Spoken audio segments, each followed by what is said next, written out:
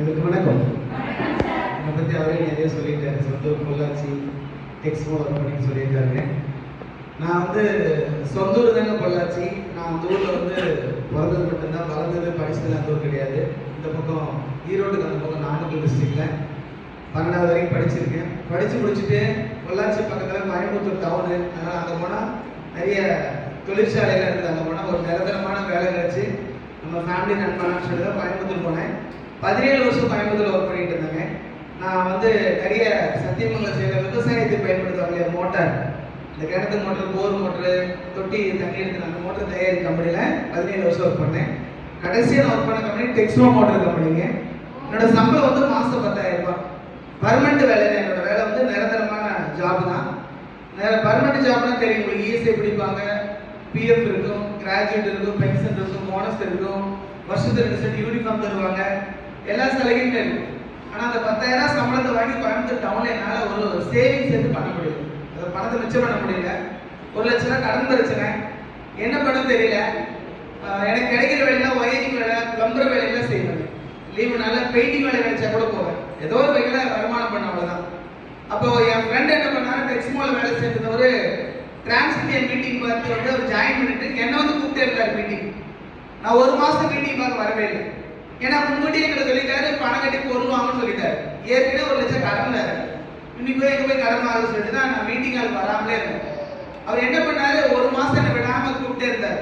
ஒரு நாள் என் வீட்டுக்கே நேரடியாக வந்துட்டு ஒரு இன்விடேஷன் கார்டு கொண்டாந்து கொடுத்து, என் கம்பெனியில் எனக்கு ப்ரொமோஷன் கிடைச்சிருக்கு, எனக்கு வருமானம் ஜாஸ்தியாக இருக்கு, எனக்கு மாலை போட்டு கௌரவப்படுத்துறாங்க, ஃப்ரெண்டுக்குனால நான் கூப்பிடுறேன், வந்து கலந்துக்கோ அப்படின்னாரு. ஏதாச்சும் வந்து அந்த நிகழ்ச்சியை வந்து பார்த்தேன். நிறைய விஷயங்கள் எனக்கு புரிய வச்சாங்க. 17 வருஷம் வேலைக்கு போயிட்டு இன்னும் 1 லட்சம் கடனாக உட்காந்துருக்கிறீங்க. சரி, இந்த பிசினஸ் நீங்க எடுக்க வேண்டாம், இன்னும் 17 வருஷம் வேலை செய்யுங்க, அங்க என்ன மாற்றம் வரும்னு கேட்டார். யோசிச்சு பார்த்தேன். 17 வருஷம் வேலைக்கு போனா 17 கூட விலைவாசி ஏறும், குழந்தைங்களுக்கு 17 வயசு ஜாஸ்தி ஆயிடும், அப்பா அம்மா வயசாயிடும், நம்ம சம்பளம் ஜாஸ்தி ஆகும். ஆனா விலைவாசி ஏறதுக்கும் நம்ம லைஃப் நம்பரும் சரியா இருக்கும். லைஃப்ல செட்டில் ஆக முடியாது, லட்சம் கோடியெல்லாம் சேமிக்க முடியாது, வாழ்க்கை வாழ முடியும்னு நினைச்சிட்டு சரி வெளியில தனிப்பட்ட முறையில் ஒயரிங் வேலை, பிளம்பர் வேலை சேர்த்து ஃப்ரெண்டு கூட சேர்த்து ஞாயிற்றுக்கிழமை லீவு நாளில் மட்டும் டிரான்சிட்டி அப்பெல்லாம் சொல்லி தான் முடிவு பண்ணேன். ஏன்னா நான் போயிருக்கிற பர்மனெண்ட் வேலை, அதை விட்டு தூக்கெல்லாம் விட முடியாது. அதனால பார்ட் டைம் பண்ண சொல்லிட்டு தான் ஜாயின் பண்ணேன். அப்புறம் ஒரு 6 மாசம் தான் பார்ட் டைம் பண்ணேன். ஞாயிற்றுக்கிழமை மட்டும் தான் ஒர்க் பண்ணிட்டு இருந்தேன். எனக்கு பேச்சு திறமைலாம் கிடையாதுங்க. மற்றவங்களை ஜாயின் பண்ணுறதுக்கோ பணம் கட்டுறதோ பொருள்வான கட்டாயப்படுத்த மாட்டேன். இங்கே மீட்டிங் பண்ணுவாங்க கம்பெனியில், அந்த மீட்டிங்கில் மட்டும் தெரிஞ்சவங்களை கொடுத்து உட்கார வச்சிருவேன். அப்போ அவங்க பேசி புரிய வச்சிருவாங்க. பிடிச்சவங்க என் கூட சேர்த்து ஒர்க் பண்ணுவாங்க. பிடிக்கலன்னா நான் அவங்களை திட்ட மாட்டேன், கோவப்பட மாட்டேன். ஒரு 6 மாதத்துல எனக்கு டீம் பெருசாகிடுச்சுங்க. வருமானம் பார்த்தீங்கன்னா 4,000 ரூபாய் 5,000 ரூபாய் வாரம் கிடைச்சிது. மாச கணக்கு போட்டு பார்த்தா இங்கே டிரான்ஸ்மிட்டியில் மட்டும் 20,000 ரூபாய், அங்கே எவ்வளோ எனக்கு 10,000 ரூபாய் சம்பளம். யோசிச்சு பார்த்தா சரி இதை ஃபுல் டைமாக பண்ணலாம்னு சொல்லிட்டு இந்த பர்மனெண்ட் வேலையை எனக்கு வேண்டாம் எழுதி போட்டு முழு நேரம் பண்ண ஆரம்பிச்சேன். நான் சொன்ன ஆச்சரியப்படுவீங்க, ஒரு 1.5 வருஷம் தான் ஃபுல் டைம் பண்ணேன். என்னோட சம்பள வருமானம் டிரான்ஸ்மிட்டியால 7 நாள்ல 80,000 ரூபாய் சம்பாதிச்சுக்காங்க. 7 நாள்ல நம்பிக்கை ஜாஸ்தி ஆயிடுச்சுங்க. 3 வருஷம் ஃபுல் டைம் பண்ண ஆரம்பிச்சு 4ஆவது வருஷம் ஸ்டார்ட் ஆக போகுது. 2008 ஜாயின் பண்ணேன். 2012 வருஷத்துல 10 லட்ச ரூபாய்க்கு ஒரு கார் வாங்கிட்டேன்.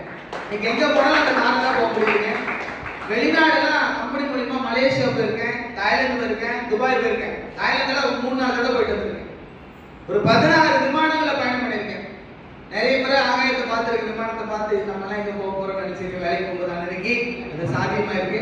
கோயம்புத்தூர் டவுனுக்குள்ள சொந்தமாக வீடு வாங்கியிருக்கேன். ஒரு 50 லட்ச ரூபாய்க்கு நிலம் வாங்கி போட்டிருக்கேன். என் டீம்ல எனக்கு முன்னால் பேசுகிற லான்சியம் பண்ண வரைக்கும் அவங்க டீமோட சேர்த்து 40 பேர் சொந்த கார் வச்சிருக்காங்க. இதில் சம்பாதிச்சு வாங்கியிருக்காங்க. நான் யாருமே வாங்கி தரல, டிரான்ஸ்மிட்டியா கூட யாரும் கார் வாங்கி தரல. இதில் சம்பாதிச்சு நீ காரில் ஒரு லைஃப் ஸ்டைல் உங்களுக்கு கிடைச்சிருக்கு. சொல்ல போனா நீங்க இங்க வந்திருக்கிறவங்க Lancia madam, Kannan sir, Thennan sir அவங்க சொந்த கார்ல வந்திருக்காரு. கண்ணாடி எட்டி பார்த்தீங்கன்னா தெரியும், வெள்ளை கலர் கார். இன்னைக்கு அவங்க வாழ்க்கை மாறி இருக்குதுங்க. நான் வந்து கோயம்புத்தூர் டவுன்ல இன்னைக்கு என்னோட குழந்தைகளை கான்வென்ட்ல தான் படிக்க வச்சு, இன்னைக்கு பணக்காரன் படிக்கிற காலேஜ்ல என் பொண்ணு 3rd இயர் படிக்கிறாங்க. நான் கவர்மெண்ட் ஸ்கூல்ல தான் படித்தேன், 12வது வரைக்கும் படித்தேன். மேற்கொண்டு படிக்க வசதி இல்லாதனால தான் நான் வந்து கோயம்புத்தூர் வேலைக்கு சேர்ந்தேன். இன்னைக்கு என் வாழ்க்கை மாறி இருக்கு. தென்னர் சொன்ன மாதிரி 2.5 கோடிக்கு மேல சம்பாதிச்சுட்டேன். 45,000 பேர் ஜாயின் பண்ணிட்டாங்க. போன மாசம் என்ன வருமானம், என்னோட ஒரு 5 வாரம் என்னோட வருமானம், வார வருமானங்களா மாச வருமானங்களா, வார 5 வார வருமானம் மொத்தமா நான் சம்பாதிச்சது 8,50,000 சம்பாதிச்சிருக்கேன். சாதாரண ஒரு கூலிக்கார வீட்டுல போன மாதிரி ஒரு நாள் கோடீஸ்வரன் இருக்கேன். இதுக்கு என்ன காரணம் நினைக்கிறீங்க?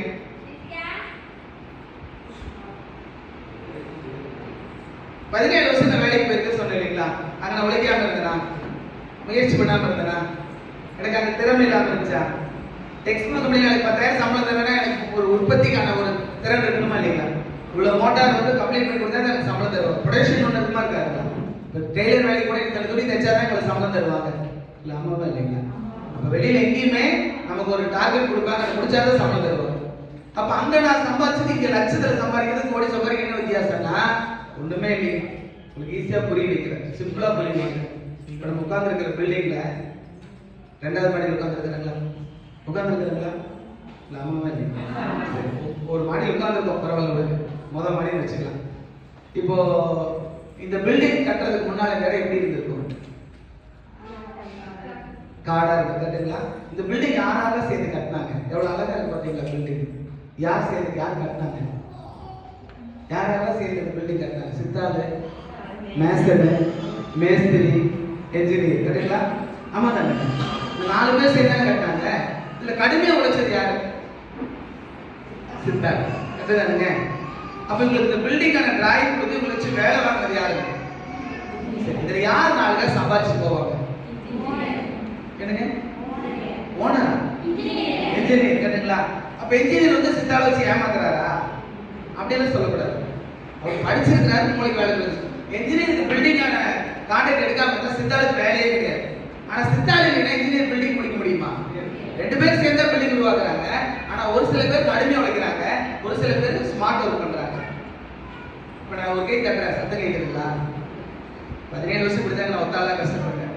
எனக்கு யாரும் வேலை செய்யணும். இன்னைக்கு என் டீம்ல 45,000 பேர் ஒர்க் பண்ணிட்டு இருக்காங்க. அதனாலதான் நீங்க 2 லட்சம் ரூபாய் சம்பாதிக்க முடியும். நீங்க ஒர்க் பண்றீங்க இல்லையா, உங்க வீட்டுக்கு வருமானம் பண்றீங்கல்ல, உங்க கணவரோ அப்பா அம்மாவோ கஷ்டப்படுறீங்களா? கஷ்டப்படுறீங்களா? ஹார்ட் ஒர்க் பண்றீங்களா? ஸ்மார்ட் ஒர்க் பண்றீங்களா? எப்ப ஸ்மார்ட் ஒர்க் பண்ணுவீங்க? நீ படிச்ச இன்ஜினியர் ஆகிடுறாங்க. நான் இன்ஜினியர் ஒரு ஃபீல்டு வச்சு நிறைய ஃபீல்டு இருக்குது. உங்களுக்கு கீழே 10 பேர் 50 பேர் என்னைக்கு வேலை செய்யறாங்க, அவங்க தான் நீங்க 4 காசு சம்பாதிக்க முடியும். நான் டான்ஸ் இந்தியா எனக்கு கீழே யாரும் வேலை செய்யல, பிசினஸ் பண்றாங்க. அவங்க வருமானத்தை அவங்க பிசினஸ் பண்றாங்க, நான் கூட சேர்ந்து ஆர்கனைஸ் பண்றாங்க தான். இந்த மார்க்கெட்டிங் மேல சார் சொன்னார், சண்முகம் சார் சொன்னார் இல்லைங்க, சண்முகம். அதாவது ஒரு நபர் அவர் ஒரு 1000 ரூபாய் சம்பாதிக்கணும்னா அவர் ஒரு ஜோடி மேட்ச் ஆனா 1000 ரூபாய் சம்பாதிக்கிறார் கரெக்டுங்களா?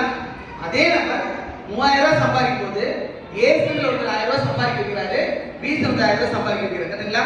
அப்ப 2 குடும்பங்களை வாழ வச்சா இது ஆட்டோமேட்டிக்கா நல்லா இருக்க முடியாதுங்களா? நெட்வொர்க் இந்த புனிதமான தொழில் தனிப்பட்ட ஒரு ஆளா கோடி விட சம்பாதிச்சு போறது இல்லைங்க.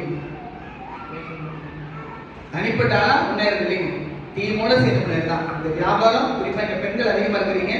2025ஆம் ஆண்டு இந்தியாவோட நம்பர் 1 இண்டஸ்ட்ரி அப்படி இருக்குன்னா நீங்க பார்த்துருக்க இந்த வியாபாரம் தான்.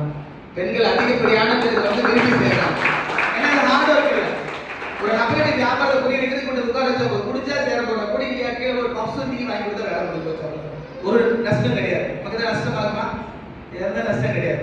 இன்னைக்கு ஒரு வேலைக்கு வராம இருந்தா நான் என்ன பண்ணிட்டு இருக்கோம்? வீட்டில் ஹவுஸ் ஒய்ஃபா இருக்கிறவங்க முக்கியமான சீரியல் எல்லாம் பார்த்துட்டு பக்கத்து வீட்டில் எல்லாம் உட்காந்து பேசிட்டு செல்போன் ஸ்டேட்டஸ் தானே எத்தனையோ நாட்கள் தொலைக்கிறது. வாய்ப்புகளும் சந்தர்ப்பங்களும் பயன்படுத்துறது. உலகத்திலேயே பணம் சம்பாதிக்கிறது தான் வழின்னு சொல்ல வரல. நல்ல வாய்ப்பு எனக்கு கிடைச்சது, நான் பயன்படுத்திட்டேன். சுயமா நான் முடிவெடுத்தேன். அதே வாய்ப்பு எனக்கு கிடைச்சிருக்கு, பயன்படுத்தினா முன்னேறினாங்க என்னோட கருத்துங்க. சரி வந்து இதில் சேர்ந்தா கோடி கோடியோ பணம் வரலன்னு சொல்றீங்க. ஒரு வாய்ப்பு கிடைச்சிருக்கு, அவ்வளோதான். ஒரே ஒரு விஷயம் மட்டும் சொல்லி முடிச்சுக்கிறேங்க. அதாவது சில பேர் இந்த காலம் போன கடைசியில் சங்கரா சங்கரான்னு சொல்லுவாங்க. கண் கண்ட பிறகு சூரிய நமஸ்காரம். நான் மட்டும் அன்னைக்கே நல்லா படிச்சிருந்தேன்னா இப்பெல்லாம் யாரும் சொல்றதில்லை, நிறைய படிச்சிடறாங்க. ஒரு குடும்பத்தில் 2 குழந்தை ஒரு டிகிரி படிக்க வச்சுறாங்க இல்லையா, அதெல்லாம் சொல்லி அதெல்லாம் சொல்றது. நான் மட்டும் அன்னைக்கே அந்த வேலைக்கு போய் சேர்ந்துருந்தேன்னா இங்கே அந்த பர்மனண்ட் ஆகிருப்பேன். 40,000 சம்பளம் வந்துருக்கு. அன்னைக்கு அந்த வேலைக்கு போக வேண்டாம்னு சொன்னாங்களா? இன்னொரு பழமொழி, அருமையான பழமொழி சொல்லுவாங்க. நீங்க யாருக்கே காதல் கேட்டிருப்பீங்க, நீங்க யாருக்கா சொல்லியிருப்பீங்க. நான் மட்டும் அந்த இடத்தை அன்னைக்கே வாங்கி போட்டிருந்தேன்னா நீங்க என்ன வேலைக்கு போய் தெரியுமா? இடத்த பத்திரப்பதிவு பேனா பிடிக்கிட்டாங்களா? அன்னைக்கு வாங்க முடியல, இன்னைக்கு வாங்க முடியல. அன்னைக்கு 10,000 ரூபாய் சேர்ந்தேன், இன்னைக்கு லட்சக்கணக்கில் போயிட்டு இருக்கு. இன்னைக்கு 10 கரெக்டுங்களா? அதேதான், வாய்ப்பு சரியா கிடைச்சதுக்கு பயன்படுத்துங்க. இதே வாய்ப்புல நல்ல ஒரு சந்தர்ப்பத்துல இந்த நிறுவனத்தில் எனக்கு கிடைச்ச இந்த வாய்ப்பு நண்பருக்கும், என்னுடைய அணித்தலைவர் ராஜா சார்களுக்கும், என்னுடைய கம்பெனிக்கும், என்னுடைய பிசினஸ் பார்ட்னர் அத்தனை நல்ல உள்ளவங்களுக்கு தேங்க்ஸ் படிக்கிறேன். Wish all success. தேங்க்யூ.